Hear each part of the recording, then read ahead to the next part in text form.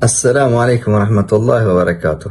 از اسباب اختلاف در تفسیر اینه که بعضی ها میان اون لفظ رو بر عمومیت حمل میکنن، بعضی ها میان بر اساس نصوص دیگه اون رو تخصیص میدن. مثال آیه ولا تباشرونهن و انتم عاکفون فی المساجد، و این آیه رو بعضی ها گفتن منظور تمام انواع مباشرت هاست. چرا؟ چون این لفظ عامه و تمام اون افرادش رو شامل میشه. بعضی گفتن نه، این عامیه که تخصیص شده. میگن چجور تخصیص شده؟